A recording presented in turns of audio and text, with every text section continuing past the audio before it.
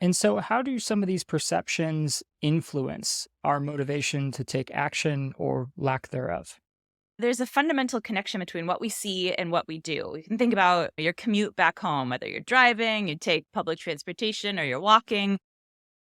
If if we're doing the same thing day in day out, we're probably not aware of the choices that we're making to turn left at this stop sign, to make sure that we take this shortcut if we're walking home. Those are things that just happen automatically. And we don't have to consciously think about that and make a decision, deliberate whether I should turn left or I should turn right. We just do it.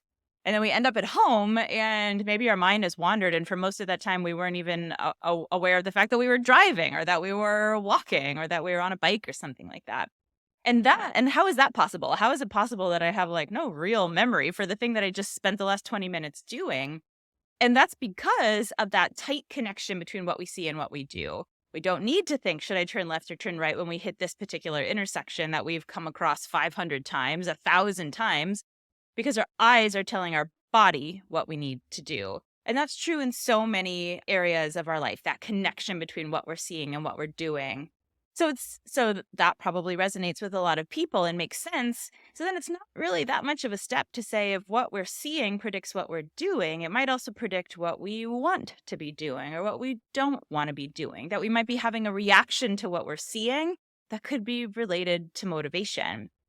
So that's the building blocks for our thinking, that there's this coupling between what we're seeing, what we want to do, what we think we should do, and what we actually do. And so, a lot of what we do in those situations, those become subconscious, ingrained habits. And so, so if we get stuck into a particular habit or state of being, and say we constantly seem to accidentally turn left, and we end up always making that wrong decision, and then we feel the sense of guilt or self-loathing. How can we change those habits and those kind of default decisions that end up Mhm. creating this subconscious layer that's really hard to change? If we wanted to get concrete about it, I think an example that can resonate with a lot of people is snacking. And how do we snack, especially when we're at home? We just had a couple years at home with COVID, working at home. Maybe there's still some days that we work remotely and we're in our like natural habitat, right? Our apartment or our house that we live in. And snacking can be a problem. That's part of the reason why the COVID-19 led to an increase of about 15 to 20 pounds on average for most people. And it's because it's in part because of what we're eating and a lack of ability to exercise.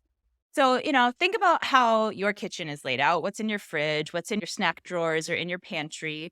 And you might have stuff in there that's like treats, right? We had definitely have a drawer that's all treats.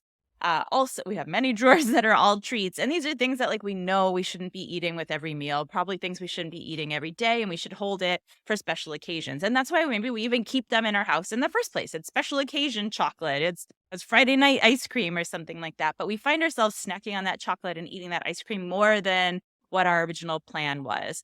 Why is that? Again, coming back to this coupling between what we see and what we do, if we're just going in for a snack in the middle of the day, we have other things on our mind. We might not be consciously and effortfully thinking about what's my goal. My goal is to eat healthy and to have a fit life. So what does that mean? It means that I shouldn't eat that snack. We just open the drawer, we look for what looks good right now, and pull that special occasion chocolate off the shelf, or pull the ice cream out and take a couple bites, and then take a couple more bites because it's open and it's right there.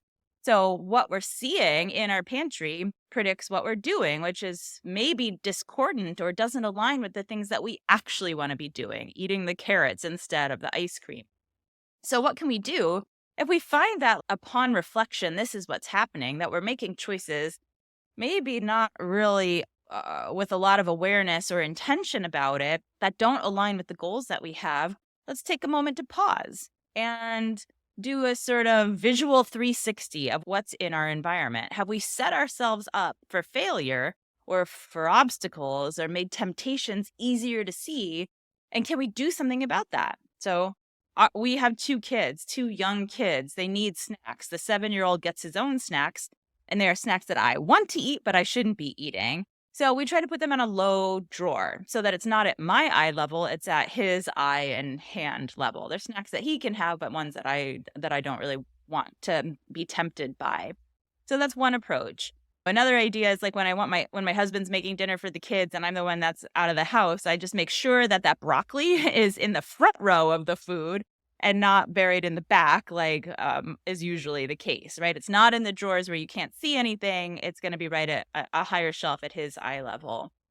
So that's one way that we might find ourselves concretely like making choices on habit that in retrospect aren't what we actually want to be doing. It might be that we've set up our environment in a way that's nudging us to do things that ultimately we don't want to do. There's like a classic example of this with Google. You know, Google is of course famous for the free food and the snack stations it has everywhere at everyone's disposal. And when they first started that, um, that perk of they were realizing that they were doing a disservice to their employees' health. They were gaining weight because every time that they were walking in between meetings or heading off to the restroom, they're passing a snack station and would grab something along the way. So what they did was like essentially following in this advice was that they didn't take the snacks away because, that would be devastating and go against the brand. But they just made the unhealthy snacks harder to see. They put them in opaque containers rather than clear glass containers. They put water on the fridge shelves higher up and put the sodas, the sugary beverages lower down. And they asked the snack room attendants what needed to be restocked and how much after they made that change. And they noticed a dramatic decrease in the amount of junk food snacks that people were taking along the way. They were still there, they were just as available, just as free for the taking. But because they were harder to see, they were less likely to be sort of automatically picked up for snacking. So in general, the more we can remove items that are temptations, so to speak, out of our line of perception, out of our sight, then we're less likely to even know that they're there, and therefore less likely to consume that as something that is going to make us feel bad or is not really in line with our long-term goals. Totally, especially when we're talking about things that we're doing automatically, right? So if they're still there, we're not saying you're not going to trick yourself into like not looking for them if you are really wanting to find them, or that somehow you're going to be able to compartmentalize. I know I put them over here, but like tomorrow's brain isn't going to remember that. No, that's not how our brains work. But a lot of what we do happens automatically. So the snacks we choose when we're not really intentionally thinking about our higher level goal and our relative, calorie consumption for the day and what we anticipate moving forward. So can I fit this into my calorie allotment for the day? Like we don't think that deeply about a lot of choices that we make. But when we set up our visual environment in a way that sort of encourages or nudges us in one direction or another, it might be the thing that's prompting us, when we're not really thinking deeply about our higher level goals to make choices that we ultimately aren't proud of.